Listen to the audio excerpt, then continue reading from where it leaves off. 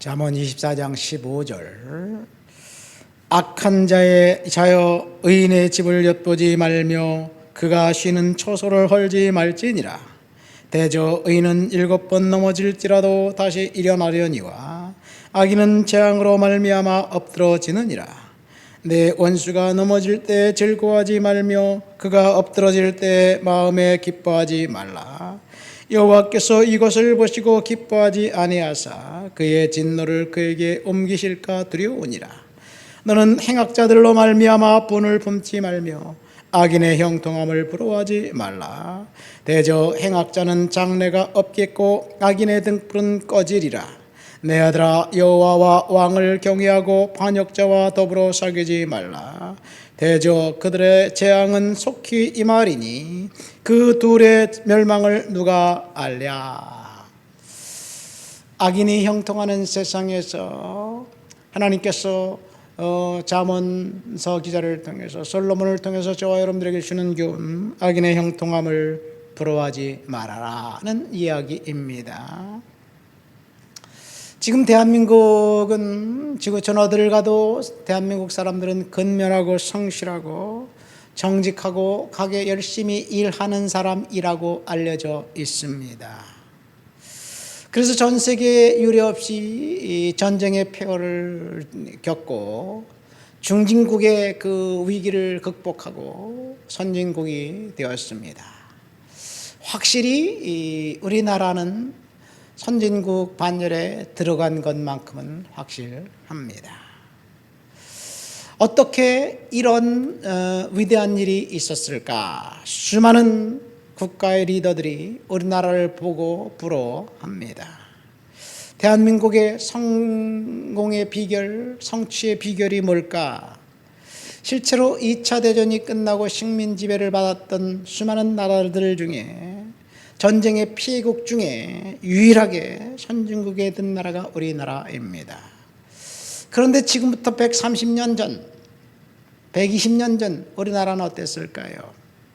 세계인들이 칭찬하는 것처럼 성실하고 근면한 나라, 정직한 사람들이 사는 땅이었을까요? 대답은 이 땅에 왔던 언더우드라는 목사님, 선교사님, 연세대학교를 세우고 세브란스를 세운 그 선교사들, 특별히 언더우드의 기도해 보면 우리나라는 비전이 없고 소망이 없고 게으르고 남을 믿지 않고 의심이 많았던 그런 민족성입니다. 게다가 남성 우월주의에 쩔어 있으면서 여성들을 인권을 무시했고 기득권층을 갖고 있었던 그 관리들은 이 뇌물과 비리와 그리고 부정과 부패가 일상화되었던 그런 희망이 없고 암울한 나라였습니다. 기득권층은 백성들을 수탈하게 급급했고 백성들은 뺏긴 그 분노에 이를 갈면서 술로 인생을 허비해야만 했던 그런 민족이었습니다.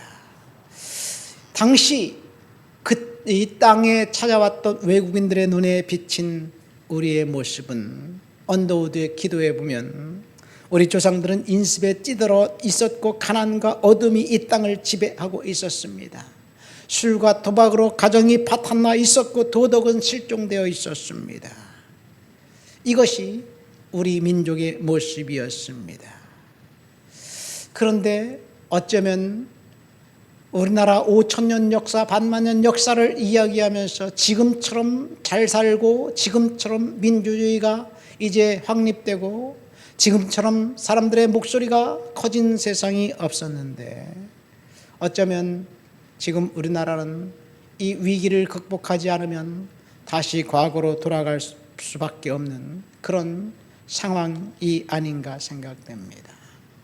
우리나라가 얼마나 한심한 나라였는지 임진왜란 때 도요토미 히데요시가 오판한 것이 빨리 가서 왕만 잡으면 조선은 복속시킬 수 있을 것이다 생각하고 군대를 한양으로 직접 보냈습니다. 다른 데 볼 필요 없다. 한양 가서 왕만 잡아라. 그런데 이게 도요토미 히데요시의 오판이었고 문화가 다른 것을 몰랐어요. 일본은 전쟁에서 지면 수장이 자결을 하든지 그냥 책임을 지고 깨끗이 물러나는 게 일본의 문화였어요. 그래서 도요토미 히데요시가 일본 그 열도를 통일한 거 아니겠어요? 그런 식으로 조선 왕을 잡으려고 했는데 왕궁에 와보니까 왕궁이 불이 나 있고 왕이 도망가 버렸어요. 완전히 허를 찔른 거예요. 정말 황당했습니다. 그래서 이 정류재란 때 다시 쳐들어와서 조선인의 씨를 말려라. 심지어 개와 돼지와 모든 짐승까지 다 죽여라. 이런 명령을 내립니다. 자, 이것이 우리 민족의 민족성입니다. 낯 부끄럽지만 우리 조상들은 그런 한심한 사람들이었습니다. 그래서 오죽했으면 1910 몇 년도 대한예수교 장로회 총회에서 술과 담배를 법으로 금하는 일이 일어납니다. 술과 담배와 도박을 금지시키고 축접제도를 없애버립니다. 그래서 대한민국 교회가 술을 먹지 않는 것은 성경에 기반한 게 아니라 대한예수교 장로회 총회에서 헌법으로 정해놓은 거예요. 그래서 우리는 술과 담배를 안 합니다. 근데 그것이 탁월한 선택이 아닌가 생각됩니다. 여성들이 이 인권을 유린당해도 할 말이 없는 나라. 그래서 선교사들이 이 여자 학교를 세우고 여자아이들을 데려다가 가르치기 시작했는데 또 이상한 소문이 납니다. 양이가 서양 귀신이 여자아이를 잡아먹는다더라. 이런 이야기가 돌면서 선교사를 공격하는 그런 어처구니 없는 일들이 일어났습니다. 이것이 우리의 모습입니다. 어쩌면 오늘 우리는 이 위기를 극복해야만 할 줄 믿습니다. 19절 말씀 보세요. 너는 행악자들로 말미암아 분을 품지 말고 악인의 형통함을 부러워하지 말라. 잠언 29장 1절 말씀에도 동일하게 나와 있습니다. 너는 악인의 형통함을 부러워하지 말고 그와 함께 있으려고 하지도 말아라. 다시 말해서 악인이 잘 된다는 이야기지요. 지금 우리 주변에서 일어나는 일들을 보십시오. 윤석열 대통령 탄핵 이후 잘잘못을 가리해서 누가 잘못했고 누가 잘했을까 서로 각자 판단은 다를 거예요. 자기의 정치적 신념에 따라서 윤석열 대통령은 정말 역사의 죄인, 그래서 처단하고 끌어내려야 된다고 그렇게 강력하게 주장하는 사람들이 있는 반면에 억울하다, 탄핵을 남발하니까 그랬지 라고 주장하면서 서로 팽팽하게 맞서 대립하고 있습니다. 왜 그런가요? 리더의 잘못이 아닌가 생각됩니다. 백성들은 자기 살기에 급급한 거예요. 사실은 오늘도 살기 힘들어요. 어려워요. 그래서 성실히 살면서 납세의 의무를 지고 있습니다. 그런데 악한 자가 리더가 되어서 국론을 분열시키면서 자신의 이익을 도모하려고 할 때 어떤 일이 일어나나요?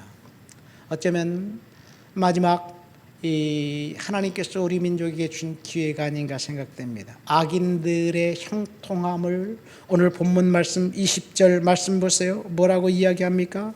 대저 행악자는 장래가 없겠고 악인의 등불은 꺼지려니와.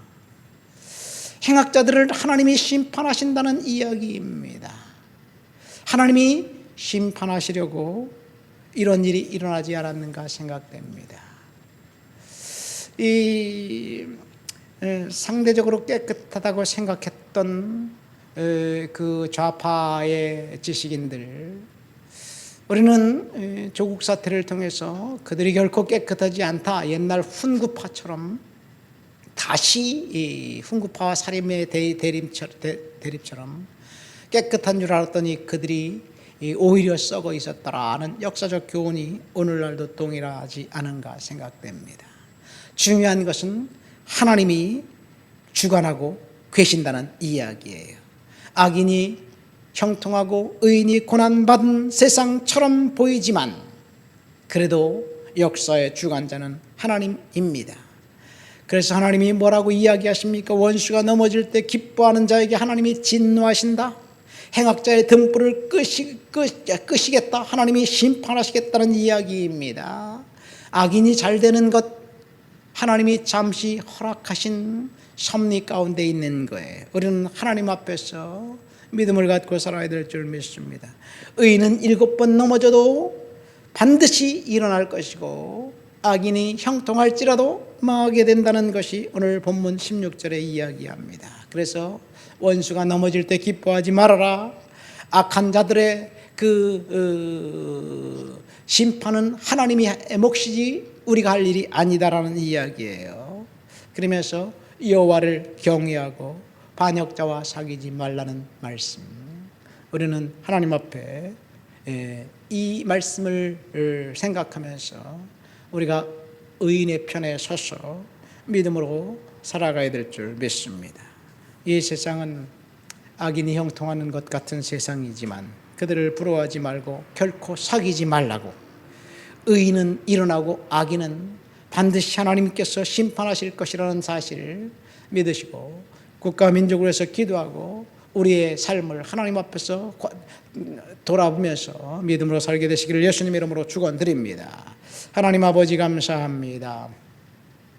오늘도 주님 앞에 예배하며 주님을 높여드립니다. 악인이 형통하는 것과 같은 세상 속에서 하나님 은혜로 믿음으로 하나님 앞에 기도하면서 이 나라 이 민족을 위해서 기도하는 기도의 자녀들 되도록 도와주옵소서. 대한민국을 주의 손에 올려드립니다. 하나님의 통치가 임하도록 주여 도와주옵소서.